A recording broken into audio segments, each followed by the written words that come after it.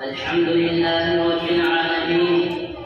والصلاة والسلام على شمس الهداية واليقين وعلى آله وأصحابه أجمعين. أما بعد لہو وطن کے شہیدوں کا رنگ لایا ہے، لہو وطن کے شہیدوں کا رنگ لایا ہے، اچھل رہا ہے زمانے میں نام آزادی. حضرات محترم سامعین اکرام اور پیارے ساتھیوں، اکرام کیا ہے؟ آج میں 15 اگست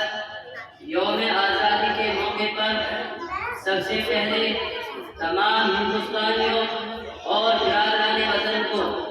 مناسب یوم آزادی کی مبارکباد پیش کرتا ہوں. اس کے بعد مدرسہ احسن العلوم کے اس اسٹیج سے اپنی جانب سے تمام اساتذہ کرام اور تمام طلباء مدرسہ احسن العلوم کی جانب سے ان تمام شہیدان وطن کو خراج عقیدت و خراج تحسین پیش کرتا ہوں کہ جنہوں نے اپنی جانوں کا نذرانہ پیش کر کے اس ہندوستان کو سینچا، سنوارا اور پروان چڑھایا ہے. حضرات محترم، جس ملک کی سرزمین میں ہم اور آپ زندگی بسر کر رہے ہیں یہ ایک آزاد اور جمہوری ملک ہے، اور ہم میں سے کون نہیں جانتا کہ سن 1947 عیسوی سے پہلے بھارت انگریزوں کا غلام بنا ہوا تھا، لیکن آج ہم آزاد ہندوستان کی فضا میں سانس لے رہے ہیں. یہ وہی بھارت ہے جو کل تک جبر و تشدد سے کچلا جا رہا تھا، جس کے لوگوں پر ظلم و استبداد کے پہاڑ توڑے جا رہے تھے، ان کی عزت و ناموس پر داغ لگایا جا رہا تھا. لیکن ہمارے بزرگوں نے، مہاپروشوں نے اور ہندوستانیوں نے اس صبح میں اور بسر بہار کے لیے کتنی قربانیاں دی ہیں، کیسی کیسی مصیبتیں جھیلی ہیں، پہل و بند کی صعوبتیں برداشت کی ہیں. اس کے لیے سینکڑوں، ہزاروں اور لاکھوں جانوں نے اپنی جانوں کا نذرانہ پیش کر کے اس ہندوستان کے گوشے گوشے کو لالزار کیا ہے. ہمارے وطن عزیز ہندوستان پر انگریزوں کا تقریباً 200 سال کا فاسدانہ تسلط رہا ہے، اور تاریخ گواہ ہے اور تاریخ شاہد ہے کہ جب تک ہندوستان میں دھوریاں بنی رہی اور قوم و نسل اور ذات پات کا معاملہ رہا، انگریزوں پر مکمل کامیابی نہیں ملی. لیکن جب امام الہند مولانا ابوالکلام آزاد پنڈت جواہر لال نہرو، بھگت سنگھ، ڈاکٹر ذاکر حسین، ڈاکٹر راجندر پرساد جیسے عظیم رہنماؤں نے کہا کہ ہندو، مسلم، سکھ، عیسائی آپس میں سب بھائی بھائی، اور سبوں نے قوم و نسل اور ذات پات کے معاملوں کو بالغ یکجٹ ہو کر اتحاد کے ساتھ انگریزوں کا جم کر مقابلہ کیا. تب جا کر 15 اگست سن 1947 عیسوی کو ہمارا یہ ملک ہندوستان انگریزوں کی غلامی سے آزاد ہوا. آج ہم آزاد ہندوستان کی فضا میں سانس لے رہے ہیں اور انشاءاللہ العزیز مرتے دم تک لیتے رہیں گے. مفکر اسلام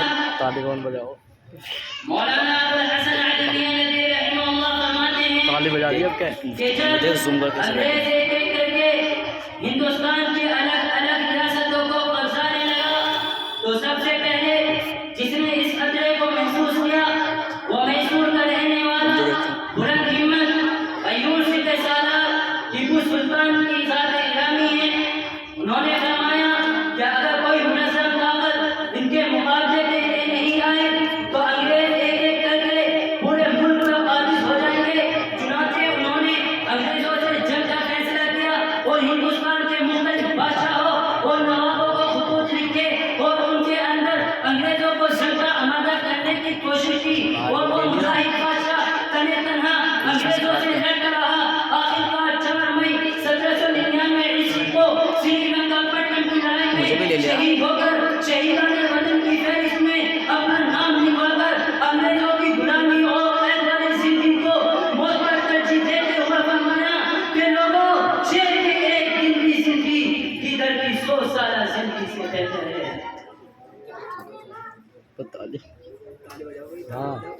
خلاصۂ کلام یہ ہے، اگر اس جنگ میں حصہ نہ لیتے تو ہندوستان کبھی بھی آزاد نہ ہوتا.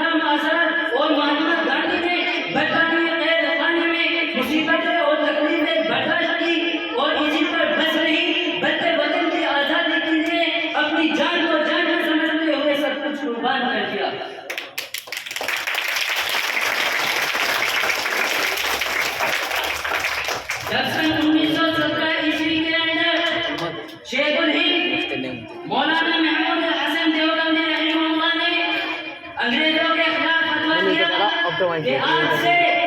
انگریزوں کی فوج میں شامل ہونا حرام ہے، مولانا کو اس فتوے کی بنا پر مالٹا کی جیل کالا پانی بھیج دیا گیا،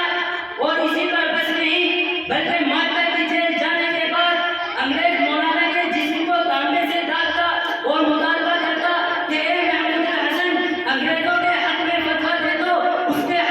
اس کے جواب میں مولانا کہتے کہ اے انگریز یاد رکھنا میرا جسم پگھل سکتا ہے، میرا بدن جل سکتا ہے، میرے جسم کے اعضاء کٹ سکتے ہیں، میں اپنے جسم کے ٹکڑے ٹکڑے کرا سکتا ہوں، لیکن اے انگریز کان کھول کر سن لے، میں بلال کا وارث ہوں، عمار بن یاسر کا نام لے رہا ہوں، بشیر بن جندب کا شہزاد ہوں، بی بی سمیہ کا فرزند ہوں، میں ہرگز تمہارے حق میں فتویٰ نہیں دے سکتا۔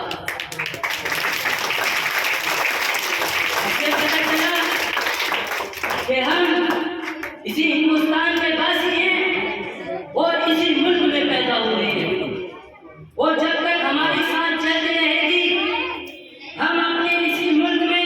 اپنے دین و شریعت اور سنت پر عمل کرتے ہوئے عزت کے ساتھ، عظمت کے ساتھ اور شوکت کے ساتھ زندگی گزاریں گے، اور جب ہماری موت آئے گی تو مر کر بھی وطن عظیم کی سرزمین ہی میں دفن ہو جائیں گے۔ ماشاء اللہ۔ جدا بدن سے ہرگز نہ یہ پیرہن ہوں گے، وطن کے روتے ہوئے اپنا بے وطن ہوں گے۔